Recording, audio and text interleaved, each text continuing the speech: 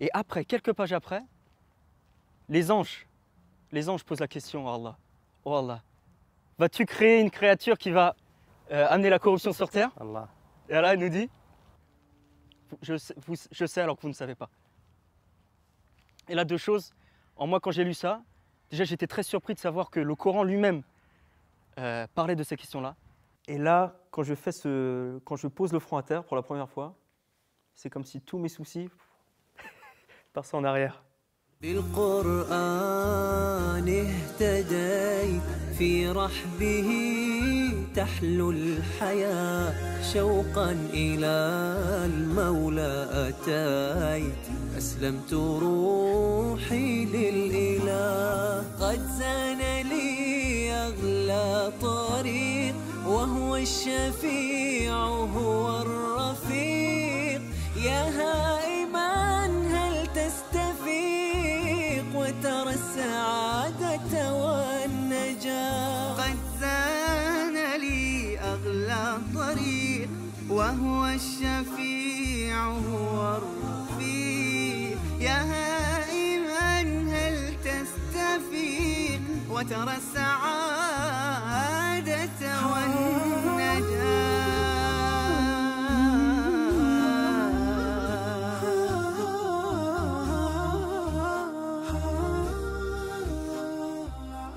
Je m'appelle Shakir, je suis français, j'ai 25 ans, je suis musulman depuis 4 ans. Je me suis converti à l'âge de 21 ans en Égypte. J'ai fait un master en politique de la ville, en sciences politiques à Paris pendant 2 ans. Et là aujourd'hui je fais un autre master en sciences des civilisations à Istanbul. الفرنسي شاكر باحث أكاديمي كان لا يؤمن بدين. عرف أن من يواظب على الصلاة ويعمل بمقتضاها لا يصيبه القلق. أسلم منذ 4 سنوات ويواصل أبحاثه العلمية بعين جديدة. أريد أن أعرف عن شاكر قبل إسلامه. كيف كانت حياته؟ Difficile, dur. Parce qu'avant l'islam, j'avais pas de repères. Donc on est perdu. On suit ses passions et nos passions nous mènent partout. Donc on veut une chose, on arrive à la voir, et on n'est pas satisfait, on en veut une autre. Donc on va à gauche, à droite, on n'en finit pas en fait. On ne sait pas ce qu'on veut, on ne sait pas où on va, on ne sait pas qui on est, pourquoi on est là. Oui, on vit une vie vraiment sans repères, donc très difficile. Intérieurement, c'est très difficile d'être stable intérieurement. كان شاكر يعاني من الفراغ الروحي في حياته كما يعاني الكثير من الجهل بالإسلام. لذلك بدأ شاكر بالبحث عما يلبي حاجته ويشبع روحه. أخي شاكر، كنت ملحداً ولا تؤمن بوجود إله لهذا الكون. متى وجدت الله عز وجل؟ Après, moi j'ai grandi dans un environnement multiculturel où il y avait notamment des musulmans à l'école, au collège, au lycée. Et j'ai notamment beaucoup fraternalisé avec des amis musulmans. Et il y a une étape entre le lycée et l'université, c'est que je suis parti au Maroc pendant 3 semaines. Un ami à moi qui était d'origine marocaine m'a invité, on est parti 3 semaines là-bas chez sa famille. Et là-bas j'ai été accueilli comme si j'étais un membre de la famille. Comme s'il me connaissait depuis 10-20 ans, alors que c'était la première fois que je l'ai rencontré. Et je pense qu'il y a eu vraiment un déclic quand je suis allé à l'université. Parce que là, j'ai quitté le cercle familial. J'étais seul, j'ai rencontré d'autres personnes. Dans le sens positif du terme, j'ai absolument pas ressenti de traumatisme d'être seul dans un dortoir à l'université, mais on rencontre d'autres gens. On se sent plus libre de lire d'autres livres, peut-être sur l'islam. Et donc c'est à ce moment-là, c'est vraiment à la première année à l'université que j'ai commencé à lire sur l'islam. شاكر، كيف كنت ترى الإسلام قبل إسلامك؟ C'est difficile de m'en rappeler, c'est difficile. Comment je voyais l'islam avant ma conversion, je pense que j'avais une belle perception de l'islam. De la tolérance vis-à-vis de l'islam. Parce que je suis parti en Égypte, je m'intéressais à l'islam, donc j'avais quand même cet intérêt-là. Mais après, je pense qu'il y a beaucoup de choses que je ne comprenais pas. Beaucoup de choses que je ne comprenais pas. Ce besoin de prier 5 fois par jour, par exemple. La relation aux femmes change aussi, de manière positive. On montre plus de respect, on est plus pudique aussi. Et c'est des choses que je n'arrivais pas à comprendre avant. Mais c'est pas pour autant que j'avais une mauvaise image de l'islam en tête avant l'islam, avant ma conversion. بعد تخرج شاكر من الجامعة دعاه صديقه إبراهيم الذي أسلم حديثاً إلى مصر حيث كان إبراهيم يدرس اللغة العربية هناك. Donc forcément, je me posais plus de questions. Ça a été vraiment aussi un déclic pour moi, cette conversion, de me dire, voilà, il a franchi le pas. Donc je me suis mis à m'intéresser d'autant plus à l'islam, encore plus qu'avant, à lire le Coran, à discuter avec lui, avec d'autres amis à côté qu'on avait rencontrés au Caire. Et donc là, petit à petit, vient cette certitude en moi. C'est-à-dire après avoir lu le Coran, après m'être posé les questions, et après avoir trouvé les réponses surtout, je me suis dit, voilà, là, j'ai envie d'avoir cette expérience de l'islam. J'ai envie de faire la prière. J'ai envie de voir ce que ça fait d'être musulman, de vivre comme un musulman, avant même de prononcer la shahada. Shakir, c'est un ami de longue date. On s'est rencontrés au début de la première année d'études, après le bac. Et en fait, c'était mon voisin, tout simplement, mon voisin de l'étage d'au-dessus. Shakir, c'est quelqu'un qui m'a beaucoup aidé, surtout après ma conversion. On s'est convertis à peu près en même temps. C'est en quelque part un compagnon de route on a appris l'islam ensemble, on a appris les bases ensemble, on a appris à bien faire la prière. في فترة بحثك عن الإسلام وفي هذه الفترة المهمة من حياتك أخي شاكر متى بدأ اطلاعك على القرآن؟ حدثني عن هذه القصة. Le Coran, je l'ai approché au dernier moment. Peut-être les derniers jours avant de faire la shahada, c'est à ce moment-là que j'ai approché le Coran, subhanallah. Parce qu'avant, j'avais lu différents livres autour de l'islam, introductifs à l'islam, mais pas le Coran directement. Et parce que mon ami s'était converti à l'islam, il y avait un Coran sur la table, à l'appartement, en français et en arabe. Donc j'ai commencé à le prendre et à le lire. Première page, Fatiha. Deuxième page, Baqarah, qui commence. Allah, dans les premiers versets de Surat al-Baqarah, il nous dit, faites la prière et après la zakat. Et je pose la question à mon ami, je dis, pourquoi? La première, c'est si Allah a tout, si Allah a besoin de rien, il est suffisant lui-même, pourquoi il nous demande de faire la salah avant de faire la zakat?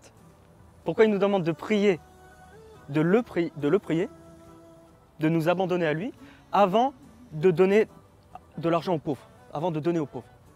Il me dit, quand tu es dans un avion, l'avion commence à se cracher, il y a un accident. Tu dois prendre le masque à oxygène. Est-ce que tu le donnes à ton enfant ou à toi avant? Tu le donnes à toi, tu respires, tu respires, et après tu donnes l'oxygène à ton enfant. D'abord, sois bien intérieurement. Ressource-toi. Sois capable de donner aux pauvres avant de donner aux pauvres. كم هو جميل ذلك المعنى الذي طرحه شاكر. فعلا نحن بحاجة إلى الصلاة، نحن بحاجة إلى الإيمان، نحن بحاجة إلى قوة الله سبحانه وتعالى كي نستطيع أن نعبد الله سبحانه وتعالى في الأرض. Donc avant, ça m'a vraiment confirmé ce sentiment que j'avais de faire ma conversion à l'islam. Et après, ça augmente. Plus la foi augmente, plus l'amour pour le Coran augmente. Et malgré le fait qu'on ne comprenne pas l'arabe, ça apaise. Si on le récite sans comprendre, ça apaise. C'est un des miracles du Coran. بأول مرة وقعت عليه عيوني تاليا أحسست فيه كأن سطوره فجر وعطر وقد ضم الحياة بدفتيه. استمرت التساؤلات عند شاكر وهو يقرأ القرآن، فكان يقول: لماذا خلق الله سبحانه وتعالى الإنسان والإنسان هو الذي يفسد في الأرض؟ الإنسان هو سبب الحروب والمشاكل. فكانت الإجابة من الله سبحانه وتعالى. Et après, quelques pages après, les anges posent la question à Allah. Oh Allah, vas-tu créer une créature qui va amener la corruption sur terre? Allah. Et Allah nous dit, je sais alors que vous ne savez pas. Et là, deux choses. En moi, quand j'ai lu ça, déjà j'étais très surpris de savoir que le Coran lui-même parlait de ces questions-là. بكتاب الله للنور اهتديت ليا ماض نادما عنه مضيت نحو باب الله ذلا فانحنيت راجيا أن يغفر الذنب العظيم بالقرآن برحبه تحلو الحياة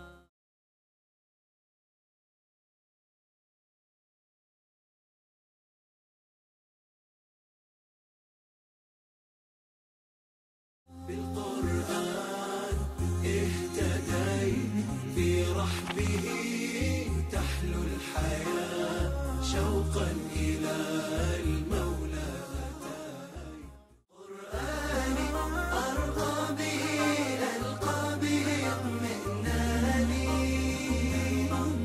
أحياني من غفلتي من زلتي وهداني كم كانت الدنيا تضيق بوسعها فتلوته ورأيته بابا لخير جناني. Ce qui m'a beaucoup influencé dans mes recherches en islam, ce que j'ai compris comme un signe, ça a été la notion de hayy.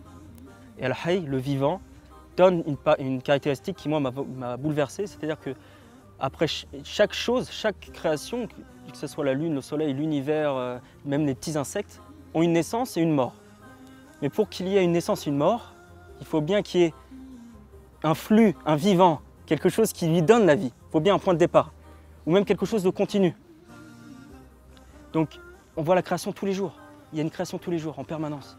Allah crée en permanence. Et le fait de découvrir, dans mes recherches de l'islam, découvrir qu'il y avait cette notion en islam, ça a été un signe pour moi. واقتربت لحظة الشهادة فكل الأسئلة التي برأس شاكر وجد إجابتها في القرآن ولكنه كان متخوف من تبعات هذا القرار وفي يوم من الأيام اتخذ قرارا غريبا. Je me suis donné une journée. Je me rappelle, c'était un vendredi, subhanallah, Jumu'ah. Je me suis dit, pendant cette journée, je coupe tout. J'arrête mes discussions, mes recherches avec l'islam, etc. J'essaie de penser à l'inverse, de me convaincre qu'il ne faut pas que je me convertisse à l'islam. Et j'ai passé une journée abominable. J'ai passé une journée terrible. Vraiment pas bien. Je suis retombé dans mes doutes précédents que j'avais depuis longtemps avant ma venue en Égypte. Et pour moi, ça a été un autre signe. Je me suis dit, bah, ce trouble que je ressens très fortement à l'intérieur de moi, c'est un signe pour me dire que j'ai rien à perdre. Que j'embrasse l'islam, que j'ai tout à y gagner.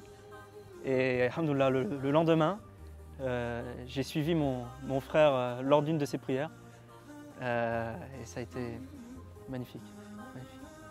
Mais ma conversion, et je pense la conversion en général, c'est pas quelque chose de direct. C'est pas quelque chose de net.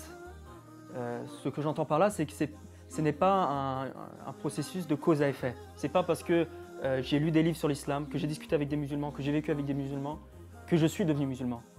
C'est Allah veut et il fait. Et même nous, je pense, en tant que convertis, on n'arrive pas à expliquer totalement notre conversion. On peut l'expliquer, on peut écrire l'histoire du début à la fin, mais on se pose quand même la question pourquoi? Pourquoi moi? Pourquoi je suis devenu musulman? Pourquoi j'ai la foi? Alhamdoulilah. Alhamdoulilah, c'est la seule chose qu'on peut dire. كم عشت والتفريط عادة ما ذقت في الدنيا سعادة حتى اهتديت إلى العبادة يا راحتي لما اهتديت سبحان. عندي سؤال مهم أخي شاكر، أريد أن أعرف عن أول سجدة سجدتها لله سبحانه وتعالى. كيف كان شعورك؟ Alhamdulillah. Actually, my first sujood was before Islam. ما شاء الله سجدت قبل الإسلام؟ قبل إسلامك سجدت؟ نعم. سبحان الله سبحان الله. كيف؟ Je voulais vivre, avoir cette expérience avant de me décider, avant de prendre cette décision finale de la shahada. Parce que la shahada, on ne peut pas revenir en arrière. Donc je voulais goûter à l'islam avant. Et si je me rappelle bien, Ibrahim priait et je l'ai suivi. Je lui ai demandé avant, bien sûr. On a prié ensemble. Et là, quand je pose le front à terre pour la première fois, c'est comme si tous mes soucis passaient en arrière. Pourquoi j'ai fait ça? Pourquoi j'ai pas fait ça? J'aurais dû agir de la sorte, pas de la sorte. Pourquoi j'ai fait tel choix dans ma vie? J'ai mal parlé à cette personne. Et tous ces problèmes-là, qui étaient sur mes épaules, se sont envolés avec la prosternation. Parce que c'est le qadr. Ça s'est passé. C'est que ça devait arriver. S'il y a un destin, c'est arrivé. Après, à nous d'en tirer les leçons pour le futur, mais ne pas regretter sur le passé. Et avec l'islam, et vraiment les premières prosternations après l'islam, c'est surtout du remerciement que j'ai voulu transmettre à Allah. Merci, alhamdoulilah. Parce qu'on peut entendre ou lire parfois, selon certaines philosophies ou intellectuelles, que le bonheur n'existe pas ou que c'est seulement des rares moments, alors que c'est une erreur. C'est faux. Le bonheur, il existe. On est énormément, très nombreux à l'avoir trouvé à travers l'islam.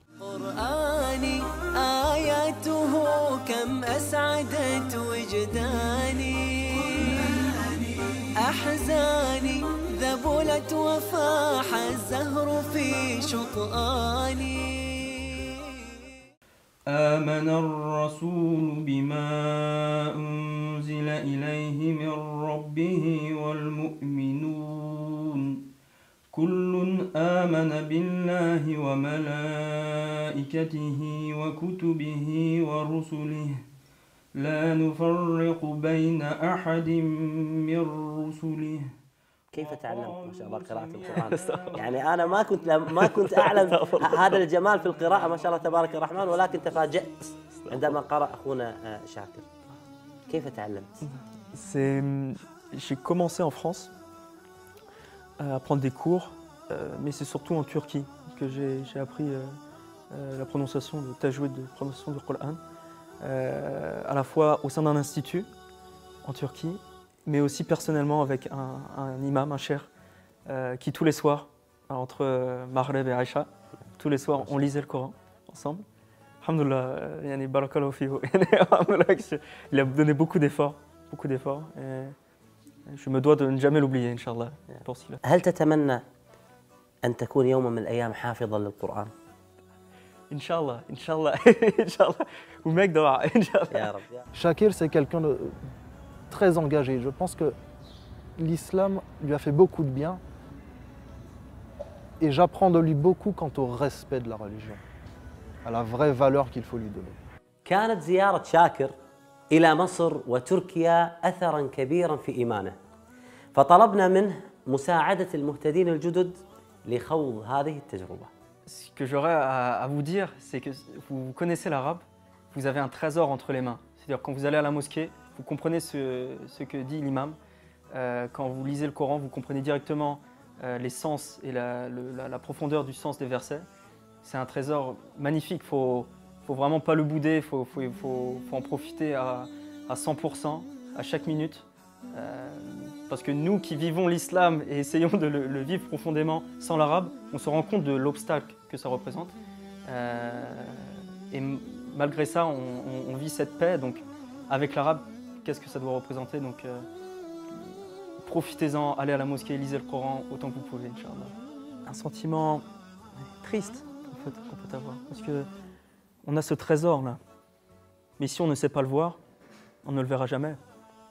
Il y a des hommes qui ont vu le prophète sallallahu alayhi wa sallam et qui ne se sont jamais rendus compte que c'était le prophète sallallahu alayhi wa sallam. Ils ne l'ont jamais vu. Et ça nous arrive, tout le monde, ça nous arrive d'être tellement insouciants vis-à-vis de la valeur du Coran. Qu'Allah nous pardonne et nous permette d'être attachés à ce livre, Inch'Allah. بعيدا كنت لكن حين جئت بأول وهلة منه اهتديت وأنت عرفته مذ كنت طفلا لما